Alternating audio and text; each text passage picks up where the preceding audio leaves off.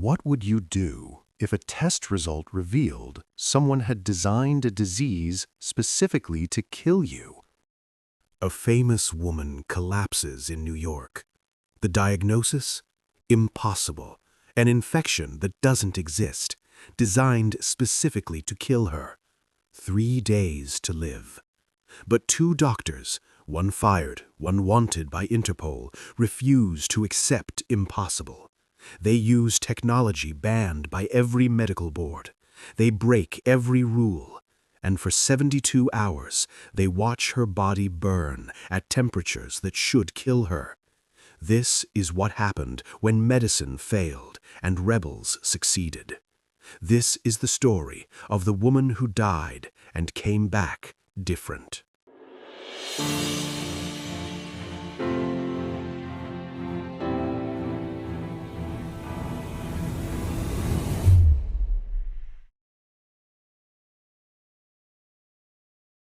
The cameras loved Isabella Moreno.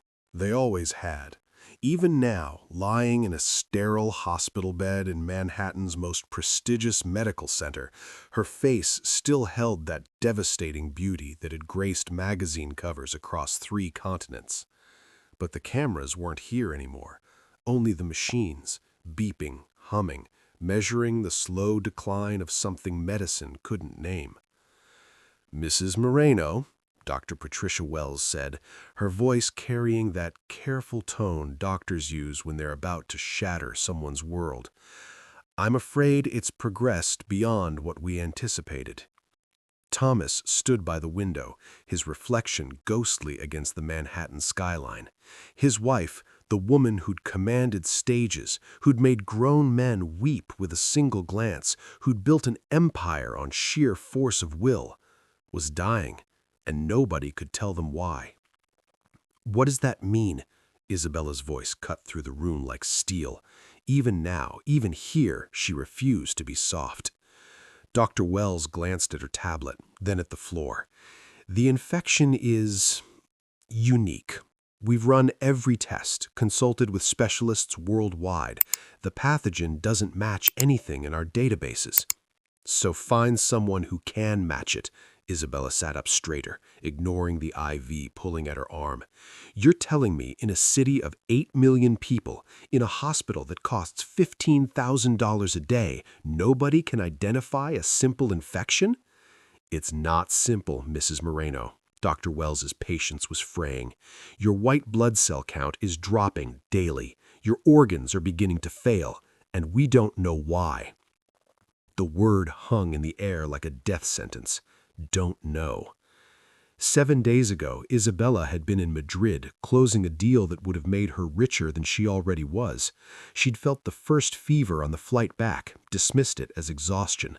By the time she landed at JFK, her temperature had spiked to 104.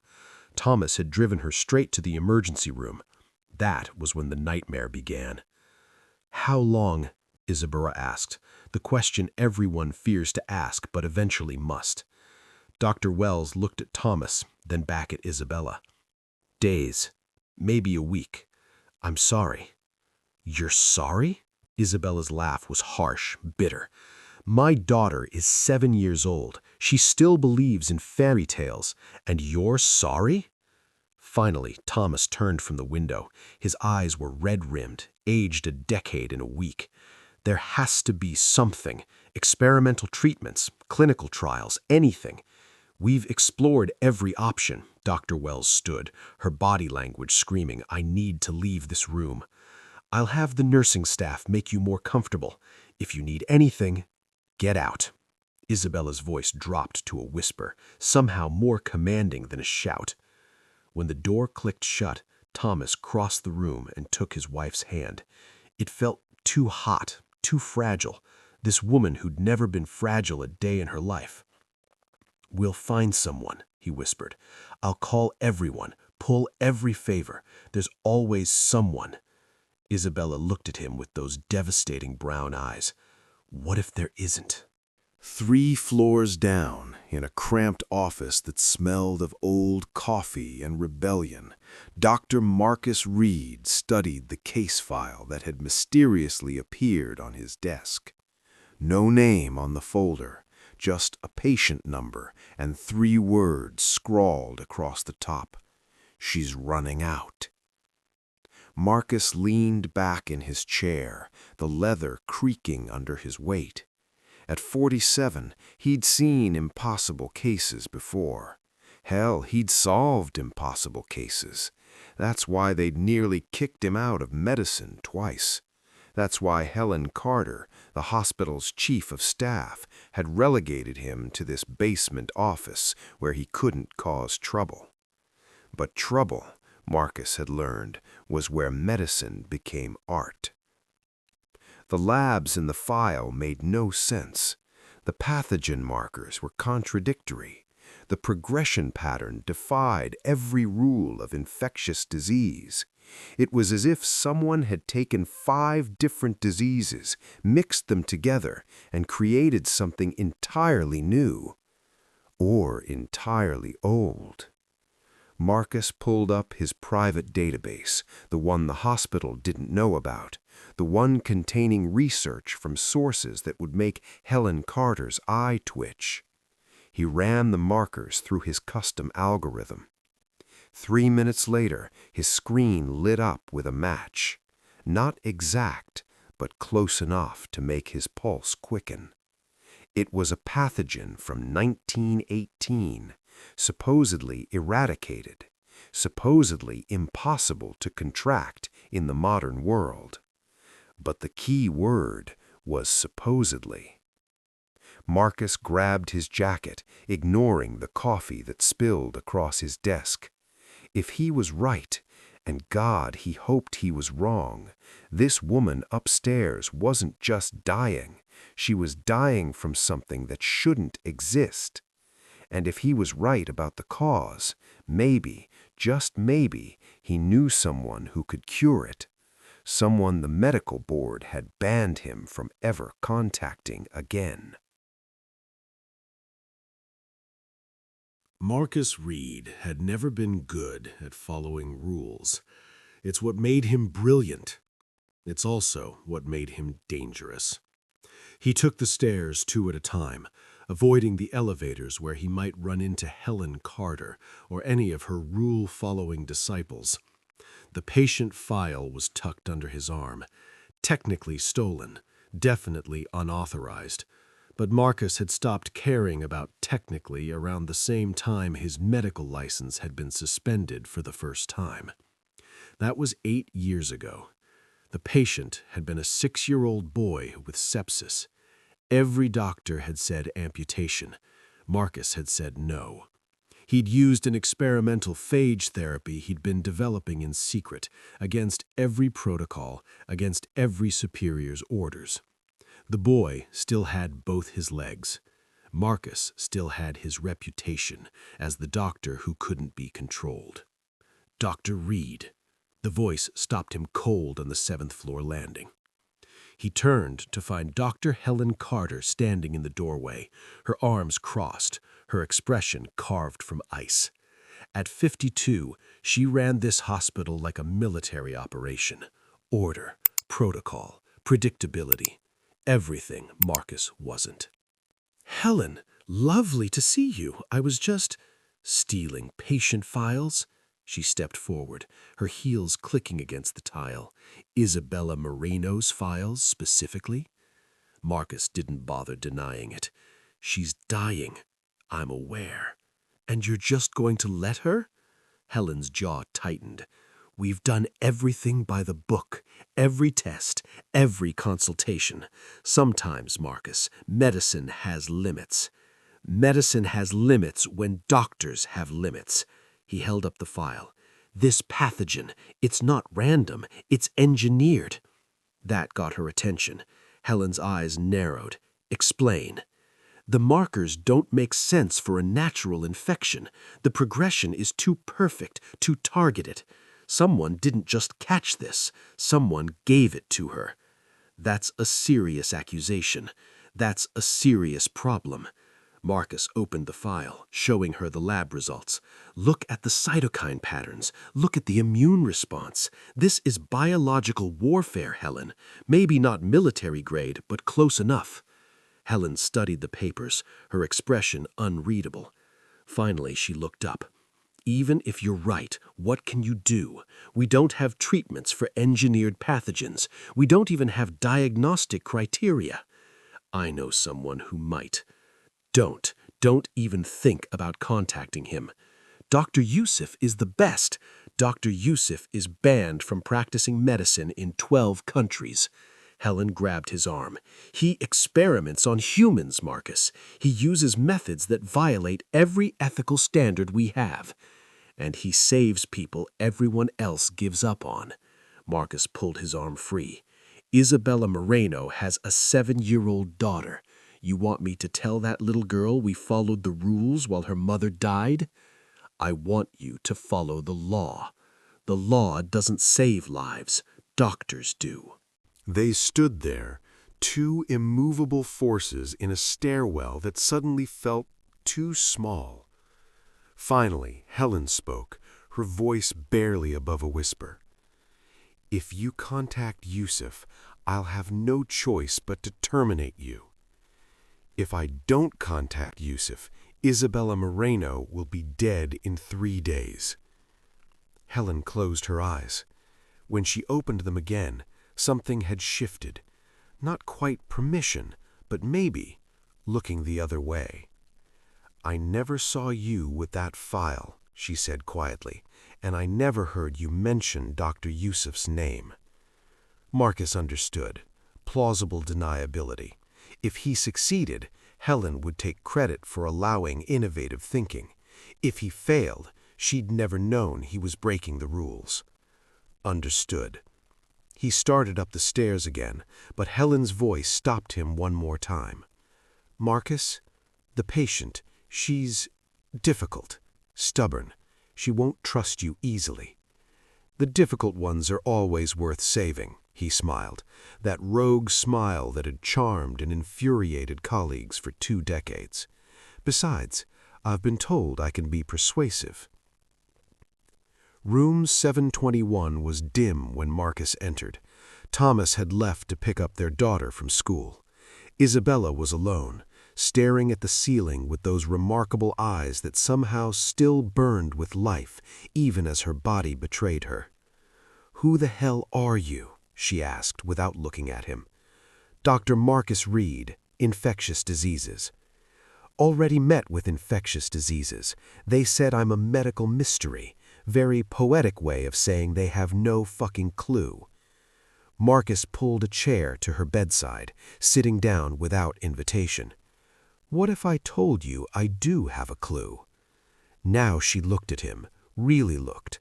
Her eyes traveled from his uncombed hair to his wrinkled shirt to the file tucked under his arm. "I'd say you look like a woman who's not ready to die." Something flickered across her face, fear, maybe, or hope, or both. "What do you know?" she asked. Marcus leaned forward, his green eyes meeting her brown ones. "I know this isn't random. I know someone did this to you, and I know the only doctor who can cure you is currently wanted by Interpol." Isabella was quiet for a long moment. Then, against all odds, she laughed, a real laugh, dark and genuine. "Well," she said, "at least things are getting interesting. Mrs. Moreno, I'm about to make interesting look boring." Isabella Moreno didn't trust easily. She'd built an empire in the art world, galleries in Barcelona, New York, and Tokyo, by trusting her instincts and questioning everyone else's. The man sitting beside her hospital bed looked like chaos incarnate, and chaos was the last thing a dying woman needed. "Wanted by Interpol," she repeated slowly. "You want to bring a criminal into my treatment. I want to bring a genius into your treatment."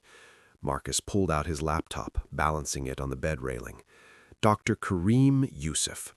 trained at Cambridge, pioneered work in synthetic immunology, and yes, currently operating outside legal channels because the medical establishment can't handle innovation. You mean can't handle human experimentation. I mean can't handle saving lives when it requires coloring outside the lines. Marcus pulled up a series of case files. 2019, Tokyo. A diplomat with an engineered virus. Sound familiar? Everyone said impossible. Yusuf cured him in 11 days. Isabella studied the screen, her expression unreadable. And how many didn't he cure? None that I know of. That you know of. She leaned back against her pillows, exhaustion evident in the shadows under her eyes. You're asking me to trust someone who operates in the shadows, someone who breaks laws, someone you can't even vouch for completely. I'm asking you to choose between dying with dignity under traditional medicine or living by breaking some rules. Marcus closed the laptop. Your choice, Mrs. Moreno, but make it fast. Your labs this morning showed accelerated organ deterioration. The machines beeped steadily, marking time neither of them could afford to waste. Why you? Isabella asked suddenly. Why does the rule breaker care about the dying celebrity? Marcus met her gaze without flinching. Because I've seen too many people die following protocols that don't work. Because I became a doctor to save lives, not to protect the medical board's reputation.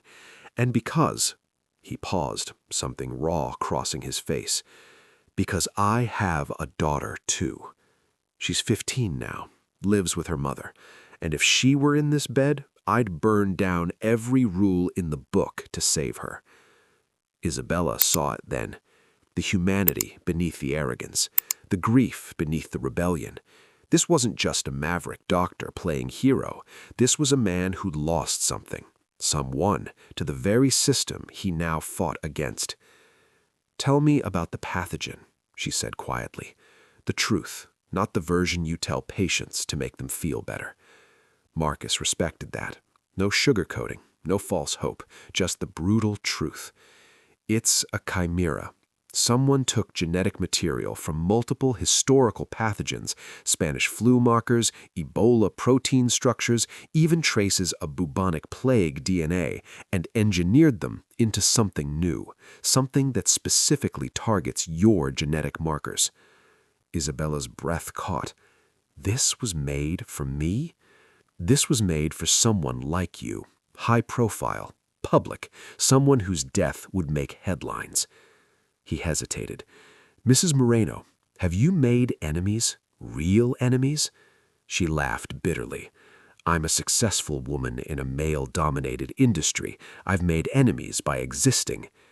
I need specifics. There's a collector in Moscow, Viktor Petrov. I exposed his gallery for selling Nazi-looted art. Cost him $200 million and his reputation. Isabella's voice hardened with memory. He told me I'd regret destroying him. When was this? 3 months ago. Marcus nodded slowly, pieces clicking together. Enough time to commission a biological weapon. Enough time to find someone to deliver it. He stood, pacing. Where were you before you got sick? Any unusual encounters, strange packages?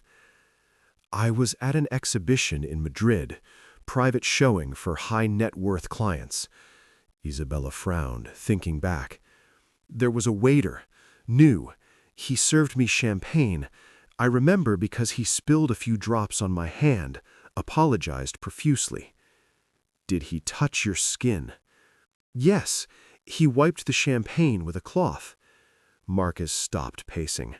That's your delivery method. Transdermal absorption. Quick, untraceable, requires direct skin contact with the carrier agent. The door burst open. Thomas stood there, their daughter Sophia clutching his hand. The little girl's eyes went wide, seeing her mother hooked to machines, tubes, monitors. "Mama?" Sophia's voice was small, frightened. Isabella's entire demeanor changed. The steel melted. The wall crumbled. She became just a mother, desperate to protect her child from the truth. "Come here, mi amor." She held out her arms, and Sophia ran to her, burying her face in her mother's hospital gown. Thomas's eyes found Marcus. "Who are you?" "Dr. Reid. He thinks he can help," Isabella interrupted, her hand stroking Sophia's hair. She looked at Marcus over her daughter's head, and something passed between them. An understanding, a decision. "Can you?" Thomas asked, desperation cracking his voice. Marcus looked at the three of them, a family on the edge of devastation. A little girl who still believed her mother was invincible. A woman who refused to die, not because she feared death, but because she couldn't bear leaving them behind. "Yes," Marcus said, the word a promise and a threat to every rule he was about to break. Isabella held her daughter tighter. "I'm already terrified, so terrify me more if it means I get to see her 8th birthday." "Then we start now." Marcus pulled out his phone. "And God help anyone who tries to stop us."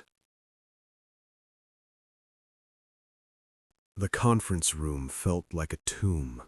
Marcus had commandeered it at 11 p.m. after most of the hospital staff had gone home. On the screen behind him, Isabella's labs glowed in accusatory red, every marker screaming failure, every number counting down to 0. Thomas sat rigid in his chair, hands clasped so tight his knuckles had gone white. Isabella had insisted on being there too, despite Marcus's protests.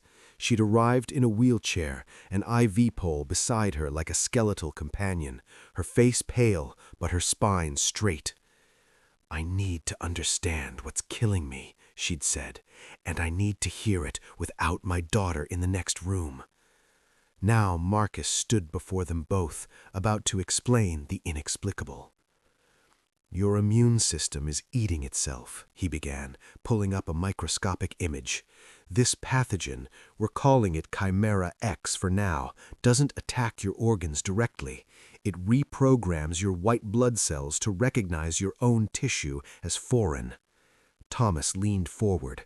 "So it's like autoimmune disease." "It's autoimmune disease on steroids, engineered to a level of specificity we've never seen." Marcus clicked to the next slide.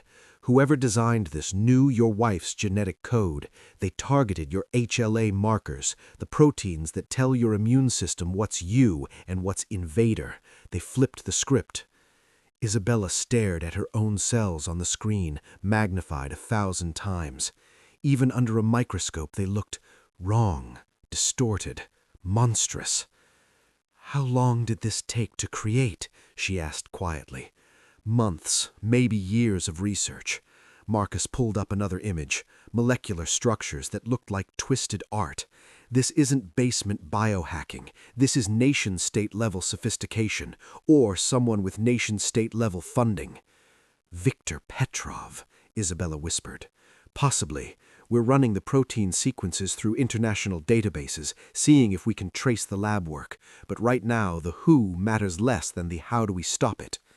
Thomas stood, walking to the screen. His finger touched the image of his wife's corrupted cells, his finger trembling against the glass. "How do we stop it?" Marcus took a breath. This was the part he'd been dreading. "Traditional medicine can't. Every immunosuppressant we give her weakens her ability to fight the pathogen itself. Every immune booster accelerates the autoimmune attack. We're trapped in a paradox, damned if we suppress, damned if we don't." "So what you're saying is," Thomas turned, his face a mask of barely controlled panic, "there's nothing?" "I'm saying there's nothing conventional." Marcus clicked to a new slide.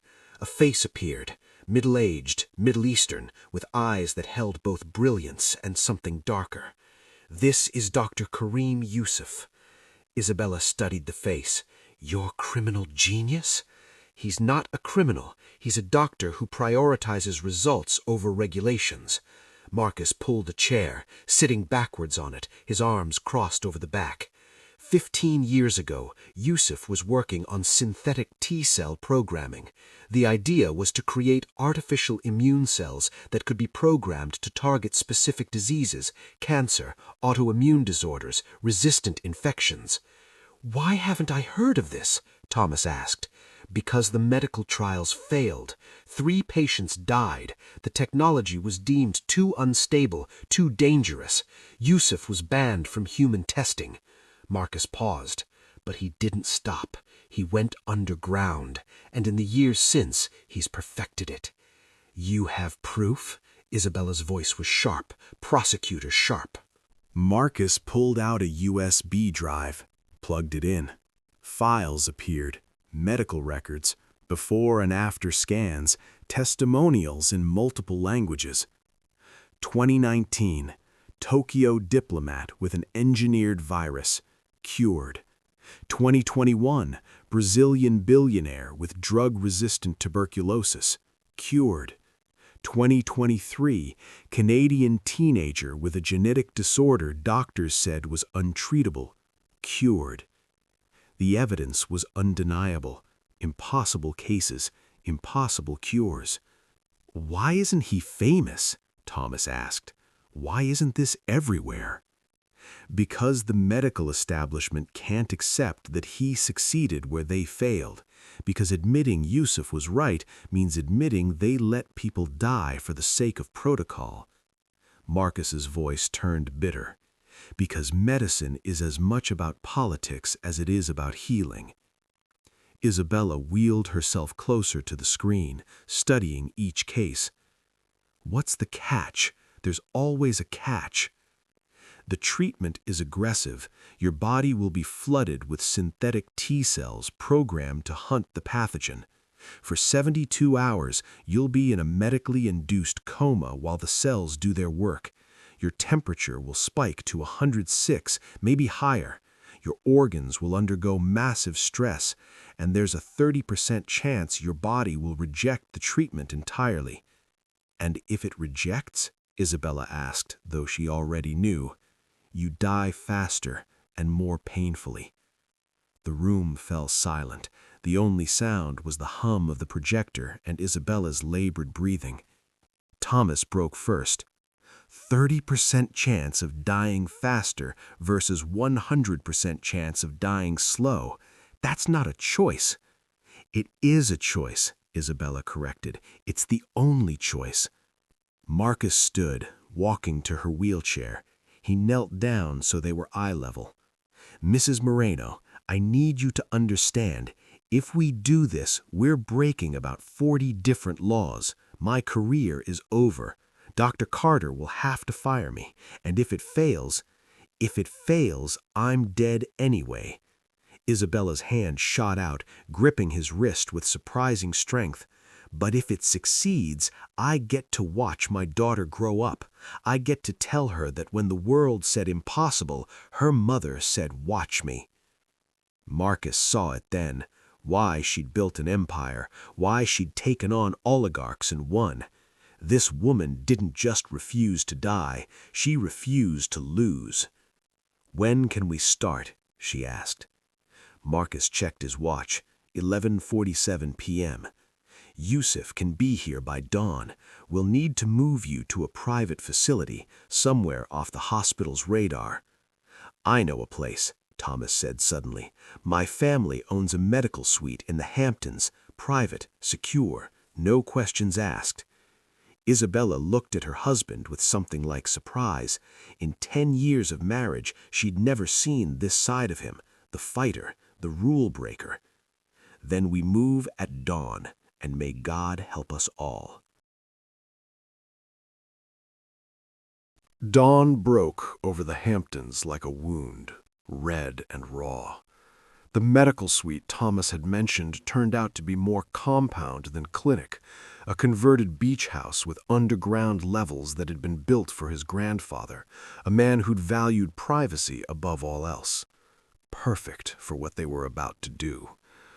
Marcus had spent the night converting the space into a makeshift ICU. Monitors lined the walls. IV stands stood like sentinels. He'd smuggled out equipment piece by piece from the hospital, each theft another nail in his career's coffin. He didn't care anymore.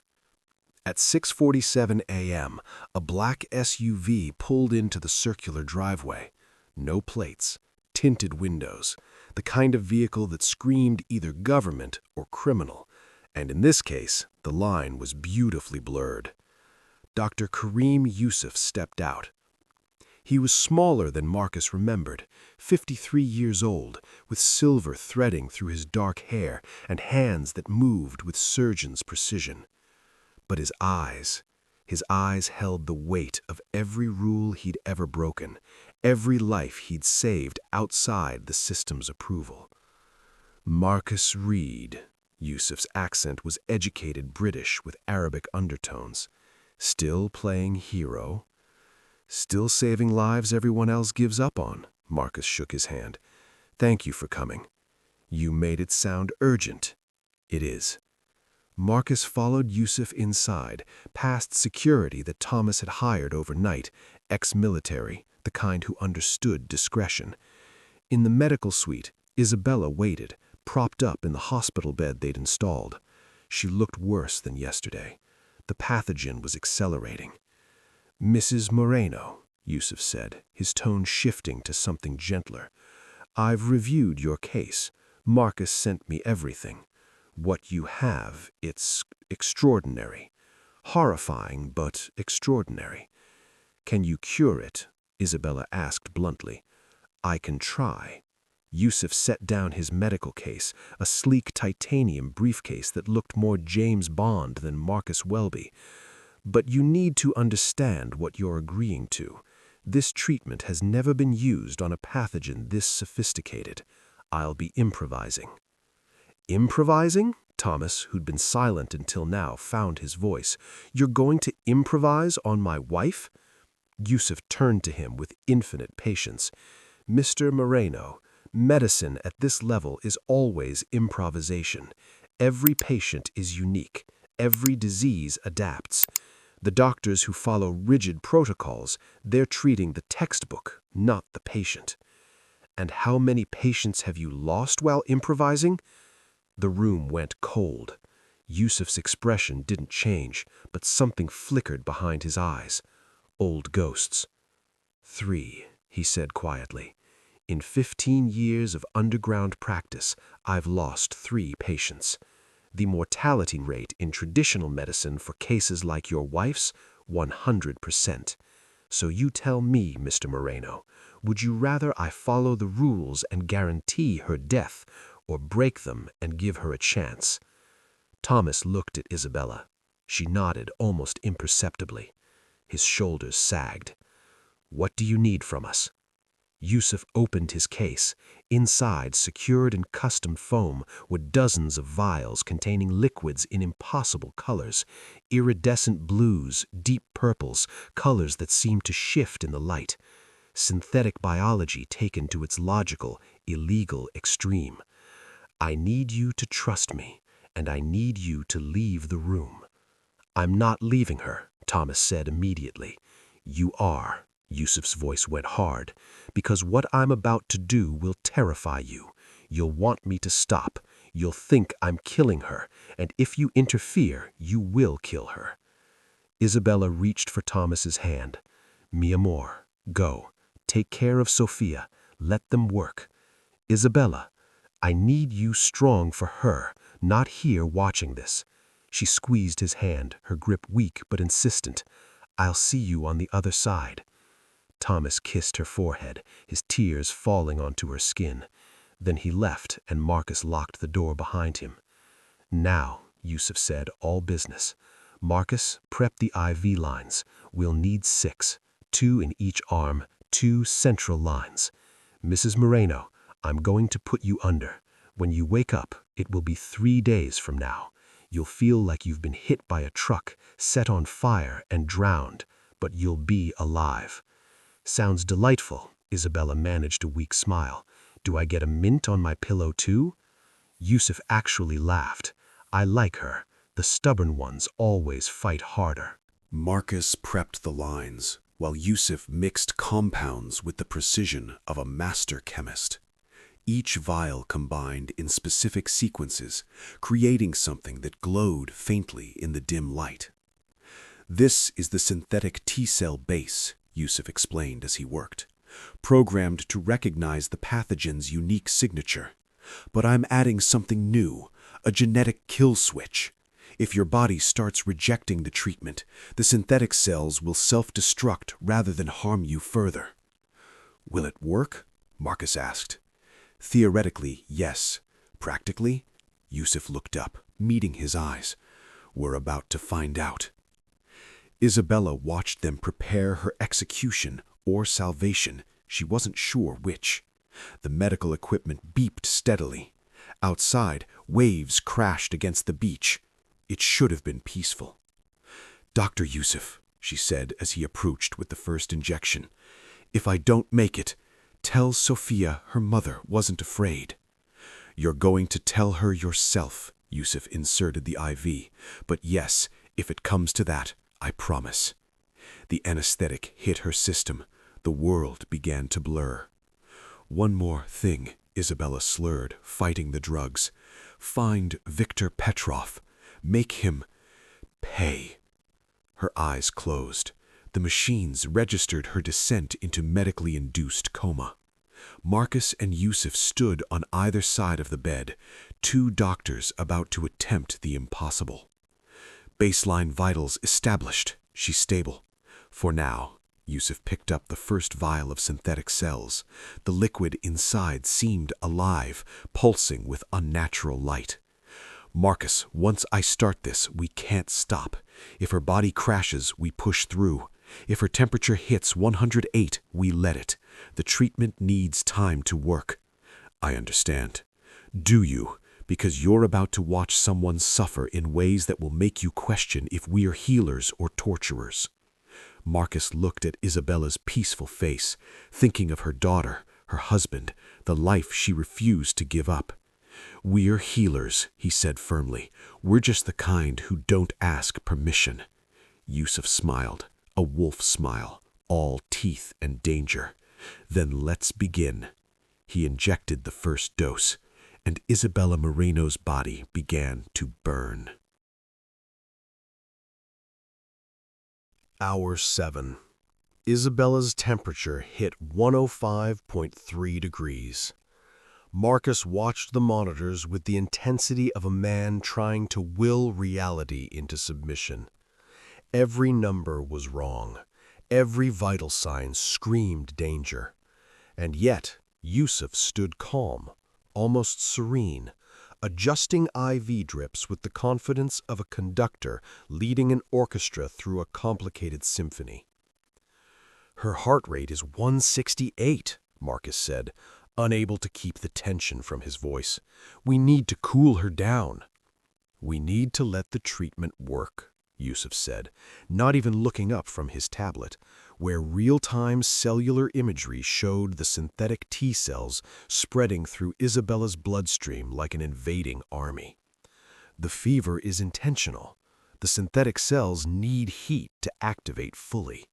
She'll have brain damage." "She'll have a brain to damage if we let this run its course." Yusuf finally met his eyes. "Marcus, I know this is hard, but the moment we intervene, we lose. Trust the science." Trust. That word again. Marcus had trusted his instincts his entire career. But watching Isabella's body convulse, watching her skin flush scarlet with fever, trust felt like a luxury he couldn't afford. Hour 12. Temperature 106.8. Thomas had tried to break down the door 3 times.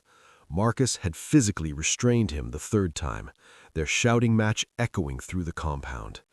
Now Thomas sat outside, his back against the locked door, Sophia sleeping with her head in his lap. The little girl had cried herself into exhaustion.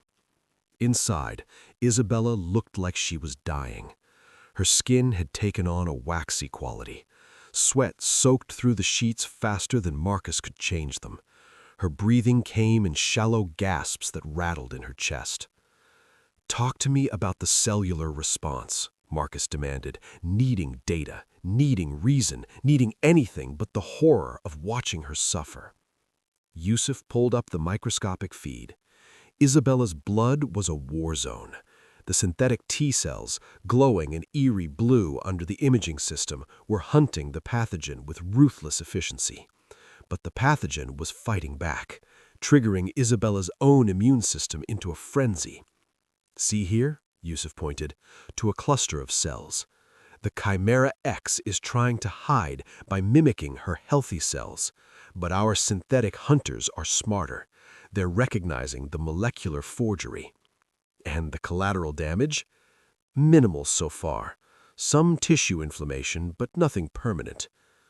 "Define minimal." Yusuf's silence was answer enough. Hour 20. Temperature 107.4. Marcus had stopped checking his phone. 17 missed calls from Helen Carter, 12 texts threatening termination, 3 messages from medical board investigators. His career was over. He'd known it would be, but knowing and experiencing were different animals.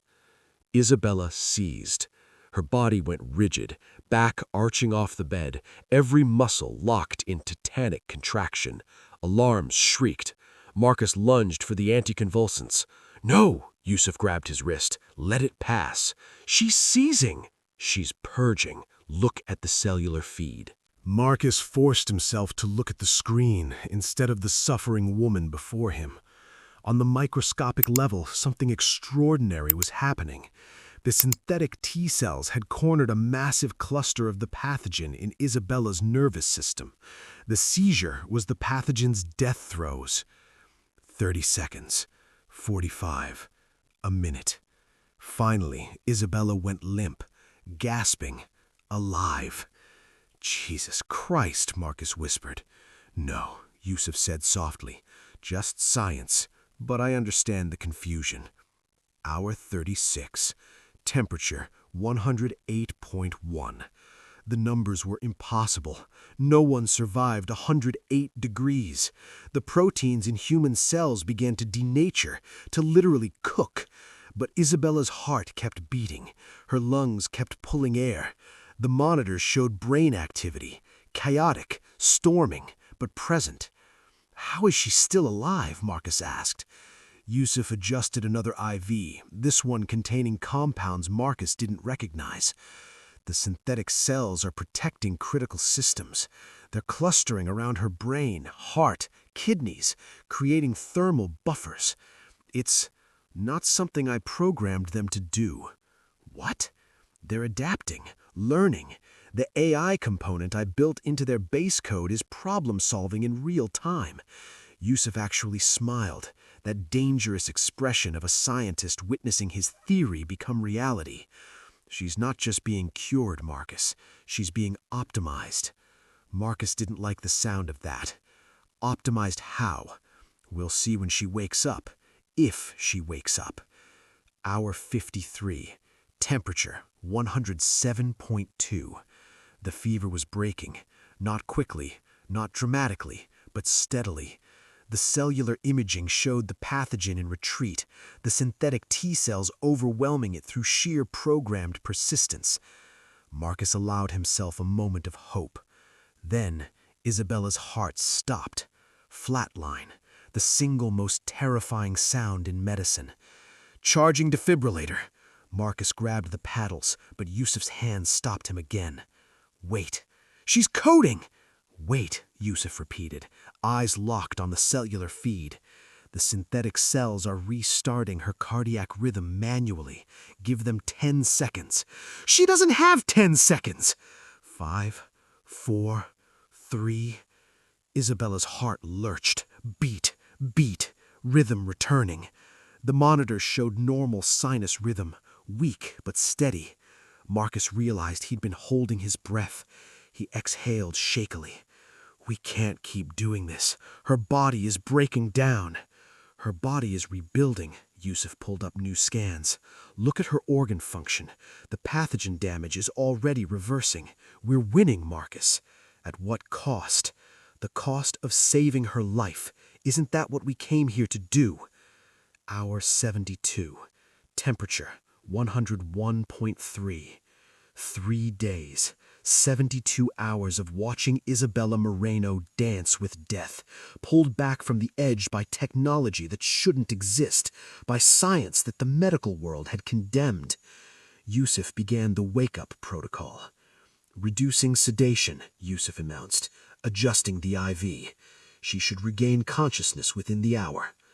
Marcus stepped outside for the first time in 3 days. Thomas was still there, older somehow, haunted. Sophia was asleep on a couch, clutching a stuffed rabbit. Is she... Thomas couldn't finish the question. She's alive. The treatment worked. Marcus sat down heavily beside him. She'll wake up soon. Thomas's face crumpled. He wept silently, shoulders shaking, years of terror releasing in gasping sobs. Marcus put a hand on his shoulder, saying nothing. Some moments didn't need words. Inside, Isabella's eyes opened. Isabella's first conscious thought was that she'd been reborn through fire.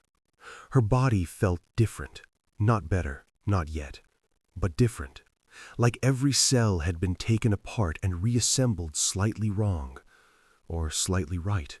She couldn't tell which. "Welcome back," Yusuf's voice cut through the fog. He was checking monitors, his expression unreadable. "How do you feel?" Isabella tried to speak. Her throat was sandpaper. "Like hell." "That's normal." He held a cup of water to her lips, helping her drink. "Your body has been through a war, but you won. That's what matters."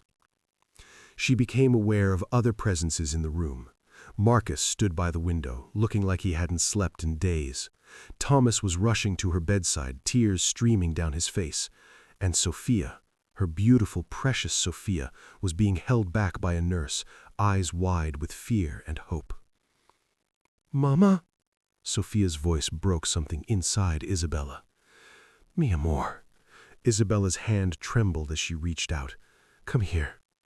Sophia broke free, climbing carefully onto the bed and curling into her mother's arms.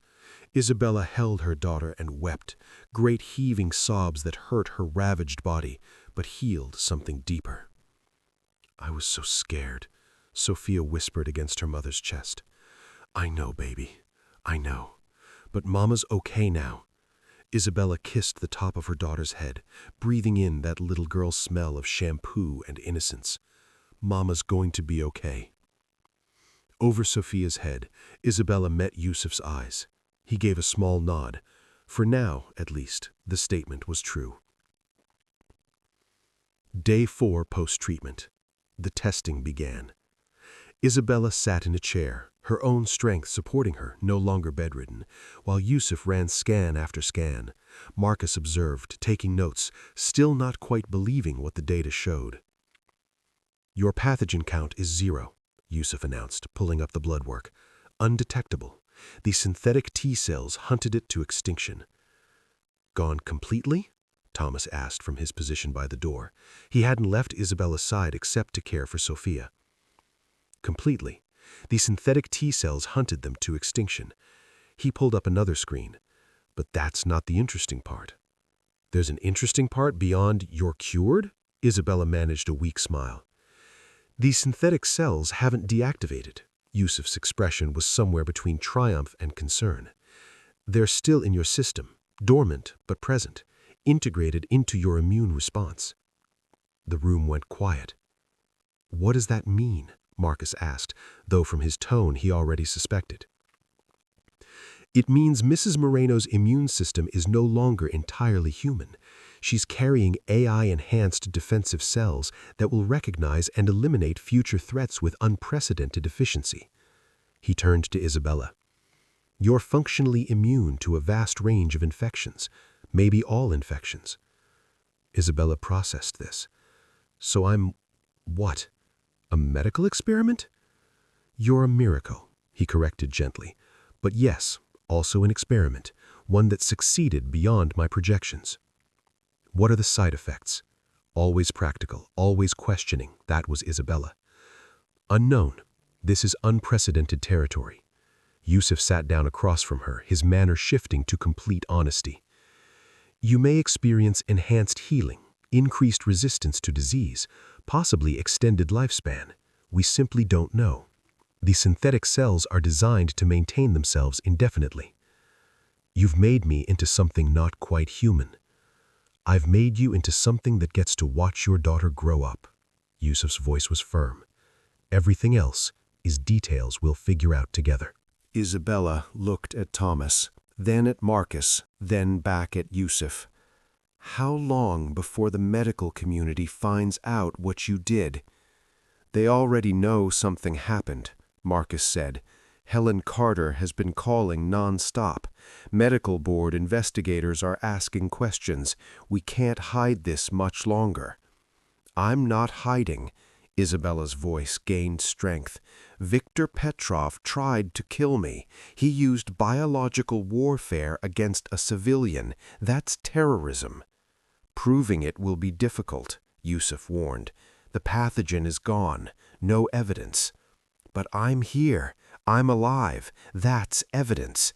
Isabella stood, wobbling slightly, Thomas immediately at her side.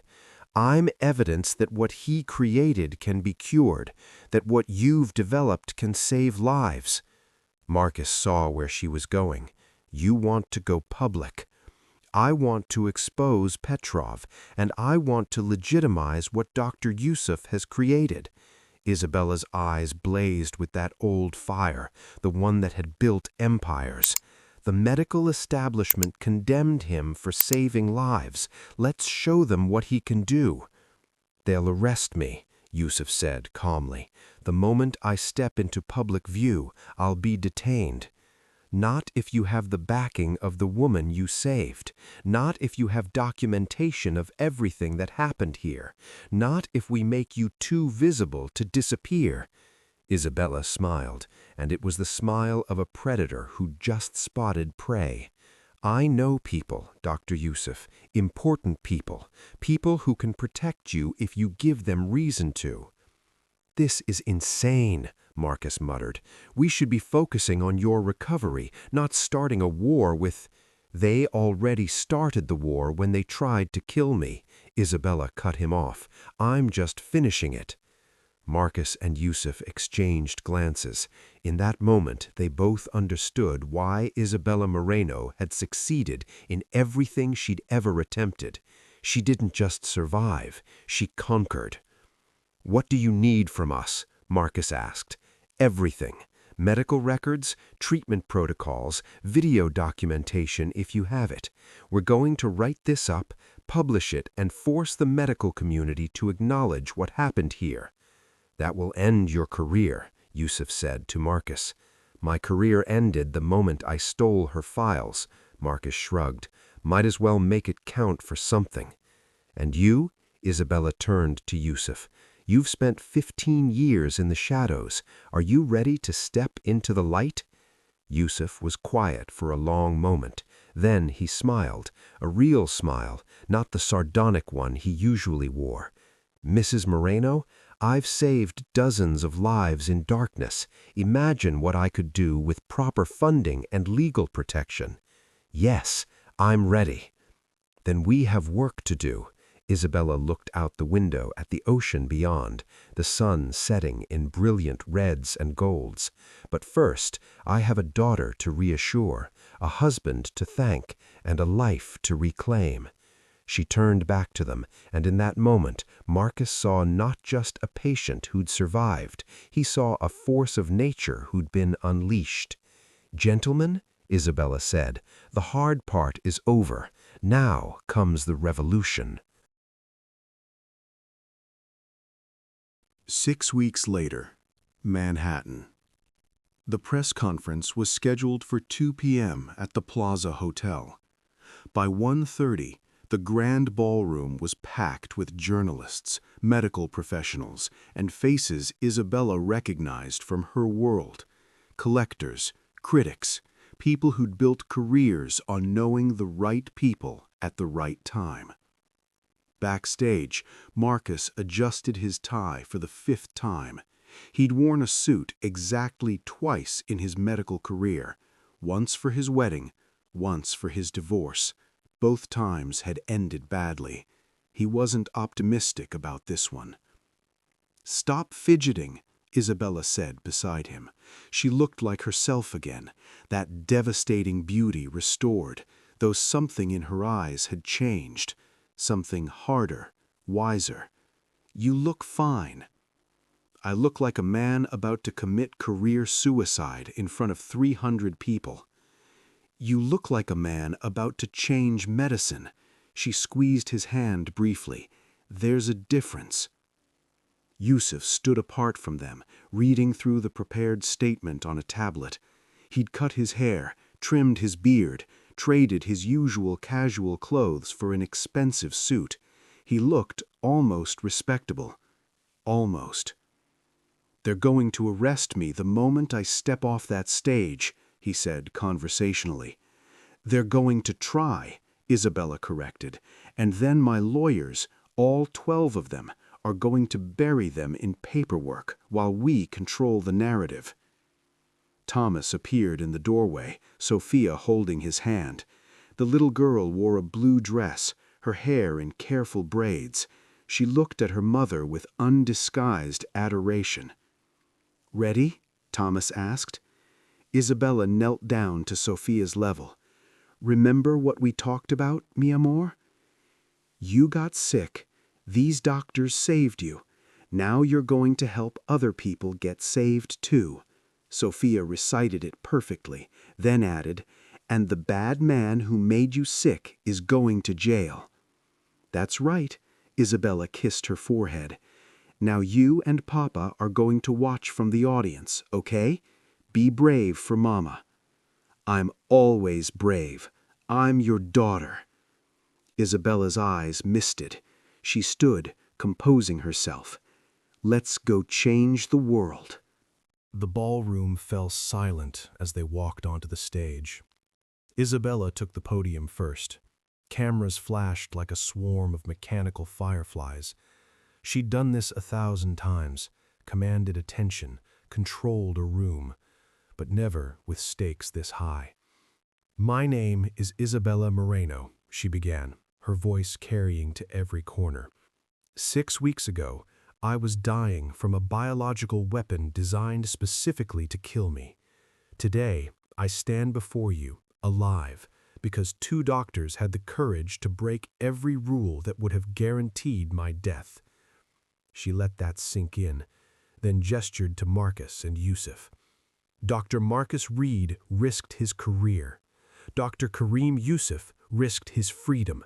Together, they used experimental technology that the medical establishment has condemned, technology that saved my life, technology that could save thousands more. A reporter stood. "Mrs. Moreno, you're claiming you were targeted with biological warfare? That's a serious accusation." "It's a true accusation, and I have proof." Isabella nodded to her lawyers, who began distributing folders. "Viktor Petrov, Russian art collector and oligarch, commissioned a biological weapon in retaliation for my exposure of his trafficking in Nazi-looted art. The evidence, financial records, communications, delivery tracking, is in your hands." The room erupted. Questions shouted over each other. Isabella raised her hand for silence. "But that's not why we're here. We're here because the medical system is broken. It prioritizes protocol over patience. It condemns innovation while people die waiting for approval. Dr. Yusuf has developed technology that works, that saves lives. And instead of celebrating him, the medical community wants him in prison." Marcus stepped forward, taking his place at the microphone. "I'm Dr. Marcus Reid. For 20 years, I've watched patients die because we followed the rules. I've watched medicine become more about legal protection than healing. What Dr. Yusuf and I did for Mrs. Moreno violated protocols. It also violated nothing ethical. We saved a dying woman with her full consent." Yusuf joined them, his voice calm despite the chaos. "I am Dr. Karim Yusuf. I have been called a criminal, a rogue scientist, a threat to medical ethics. But in 15 years of underground practice, I have saved 47 lives. 47 people who would be dead if we'd followed the rules. Mrs. Moreno is number 48. The room was riveted now. This wasn't just a story. This was history being written in real time. We're not asking for forgiveness. We're demanding change. Dr. Yusuf's synthetic T-cell technology works. It's been proven, and it should be available to everyone who needs it, not hidden because it makes the medical establishment uncomfortable." Another reporter stood. "What happens now? Will Dr. Yusuf face charges?" "That depends on whether medicine is about healing or politics." Isabella's smile was sharp. "We're filing for emergency FDA approval. We're publishing our complete documentation, and we're daring the medical community to explain why they'd rather protect bureaucracy than save lives." 3 months later, an undisclosed location. Marcus sat across from Isabella in a cafe in Barcelona. She'd recovered completely, thrown herself back into work with renewed intensity. The Petrov investigation was ongoing. 3 countries had issued warrants. The media circus continued. "How's Yusuf?" she asked, sipping espresso. "Still under house arrest, but the FDA granted provisional approval for limited trials. It's something." Marcus stirred his coffee absently. "Helen Carter officially fired me, by the way. And I've received 12 job offers from hospitals that want someone willing to take risks." I smiled.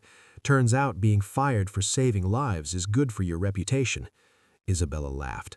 "What will you do?" "Haven't decided. You?" "Keep fighting, keep building, keep living." She looked out to the Barcelona street, pedestrians passing in the afternoon sun. "Sophia starts school next month. Thomas and I are working on things, and I have galleries to run, oligarchs to destroy, the usual." "You ever wonder what's happening inside you? The synthetic cells? What they're doing?" Marcus asked quietly. Isabella's hand unconsciously went to her chest. "Every day.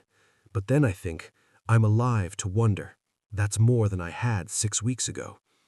They sat in comfortable silence, 2 people bound by the impossible thing they survived.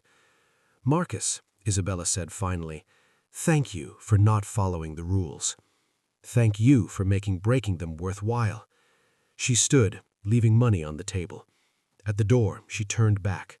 "The world needs more doctors like you, like Yusuf, people who remember that medicine is about saving lives, not protecting systems." "Will it change, the system?" Isabella smiled, that predator smile that had built empires and toppled enemies. "It already has. They just don't know it yet." She walked out into the Barcelona sunshine, alive, whole, and ready to finish what she'd started. Behind her, Marcus watched her go, a woman who died and been reborn through fire and science and the willingness of 2 doctors to risk everything. The medical community was still debating what they'd done was ethical. Isabella didn't care. She was too busy living.